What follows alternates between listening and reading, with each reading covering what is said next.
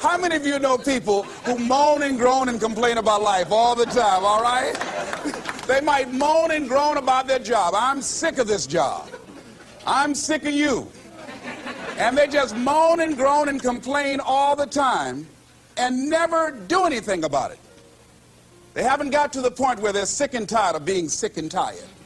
They just have enough energy to complain about it, and they consider that, in fact, they believe that that's equivalent to doing something about it, just complaining.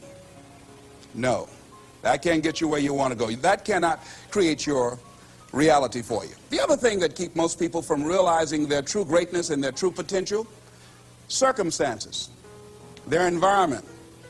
There are many people who believe because of where they're born, because of the area where they are in life and where they find themselves, that's all they know. Given my circumstances, ladies and gentlemen, I shouldn't be doing what I'm doing right now. See, I know something about you, even not knowing you, that you've got greatness within you. You have the ability to do things that you can't even begin to imagine. You have talents and skills in you that you haven't even begun to reach for yet. No one could have convinced me, given my circumstances, given my background, that I would be doing what I'm doing right now. I was born in Liberty City on a floor on 62nd Street, my twin brother and me. When we were 6 weeks of age, we were adopted. When I was in 5th grade, I was identified as EMR, labeled educable mentally retarded, and put back from the 5th grade into the 4th grade, and stayed in that category until I got out of high school. I have no college training, but here's what happened. I had an intervention in my life. A man who saw something in me at a time that I did not see something in myself. I never forget being in his class one day waiting on a friend of mine who was there to rehearse for a play. He did not show up, and he asked me to go up to the board and write something on the board. And I said, I can't do that, sir. He said, why not? I said, I'm in a special education class. He said, what do you mean? I said, go up to the board and write what I'm about to tell you. I said, I can't do that, sir. Why not? I'm educable mentally retarded. And he came from behind his desk. He said, don't ever say that again. Someone's opinion of you does not have to become your reality. And that changed my life. It was Oliver Wendell Holmes who said that once a person's mind is expanded with an idea or a concept, it can never be satisfied to going back to where it was. So some of you are going to experience a breakthrough. Some of you are going to go back and look at your dreams and brush them off. Some of you are going to begin to look at yourself and say, hey, look here, I know I have not done all that I can do. Whatever goal that you have in mind, I want that to be a goal that will challenge you, something that will make you stretch. It was Osborne who said, unless you attempt to do something beyond that which you've already mastered, you will never grow. What is it that you looked at some point in time and you decided that you couldn't do it, that you talked yourself out of it? Whatever it is, bring it back out there. How you're going to do it, that will come to you in due time. So you don't get in life what you want, ladies and gentlemen. You get in life what you are, not what you want. And see, the good news is that we can always become more by working to develop ourselves. So the first process of making this your decade, you've got to begin to take a look at your life and look at where are you right now? What are your strengths? What are your weaknesses? What gives your life a sense of fulfillment, a sense of joy? What does a full, rich life means to you? What is it that you could love doing 7 days a week that'll bring a smile to your face? Think about that. In all the areas of your life, your professional life, your personal life, your family life, your spiritual life, what is it that you'd like to have? Once you begin to determine that, that takes you to the next step. And that is, once you decide what it is that you want, now you've got to decide that you deserve that. Repeat after me, please. I deserve the best that life has to offer. I deserve to find my purpose in life. Shake somebody's hand on your right and left and say, find your purpose.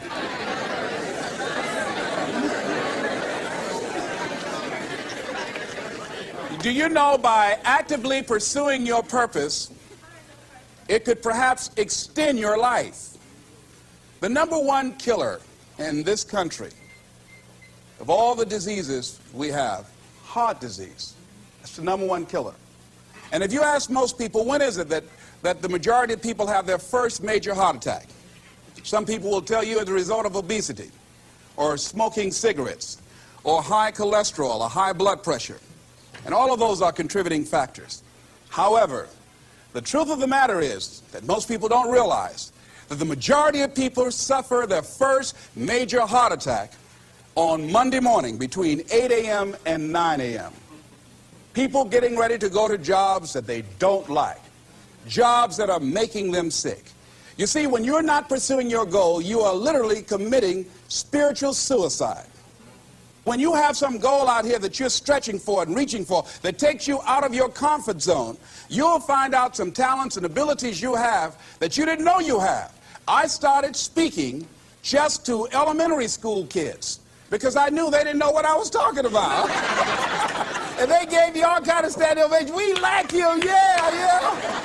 Then I graduated up to junior high school and then to senior high school and then to various community groups and church groups and civic associations and then to colleges and to businesses. Now I'm traveling across the country and then traveling nationally and internationally. But I never would have discovered what I'm able to do right now if I wasn't willing to take a chance. And you've got to be willing to do that. You've got to believe in yourself. I was doing work for a major corporation and they were having a major downsizing. It's just another terminology for major firings. And so the people that were working there, they approached them and said, listen, you are eligible for early retirement. We will give you a buyout package of $300,000 if you take it within this time frame. However, after this time frame, when we have the downsizing, you might be among the people cut and you will lose all benefits that we're talking about right now, and the most you can get is 2 weeks severance pay. Ladies and gentlemen, only 50% of the people that were eligible took this. Let me tell you something. If I'd been there, I'd have gone to ask for your check. Listen, Marvin told me to get his check. He's home with his mama.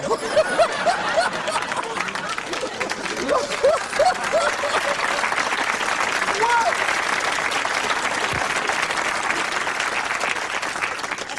I would have taken that money so quick and had other people checks. They said, Les got your check. See, ladies and gentlemen, life is too short trying to play it safe. It's too short and unpredictable, being miserable.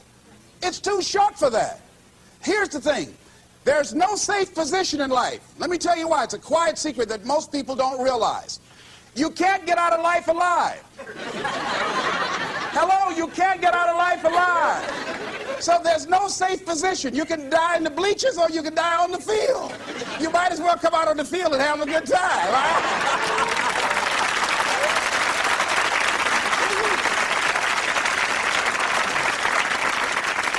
So if you want to make this your decade, you've got to decide to be bold. See, you got to be bold in life. You got to take life on. I remember I was at a major corporation. I had to give a presentation, and there were two guys sitting across from me, and the guy said to the other fellow, looking at the last two finalists, and that involved my firm and their firm, said, listen, looking at the credentials, this guy doesn't have any credentials. We have an advantage here. We've got 2 PhDs between us. I got up and I went in the bathroom and started talking to myself. I said, Les Brown, what do you care about their 2 PhDs? You have 6 children. And a mama to take care of. And I went in that meeting, and first of all, I went there walking bold, looking good, feeling good, and smelling good, all right?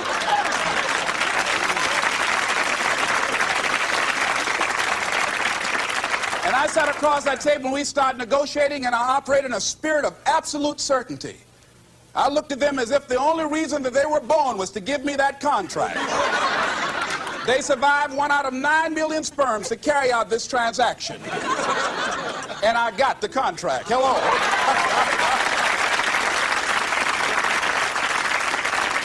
So you got to decide to be bold. Most people go through life trying to creep. No, no, no. Trying to be casual about it. No, no, no. You go through life being casual, you'll end up a casualty. No. You've got to be bold in life. You've got to take life on.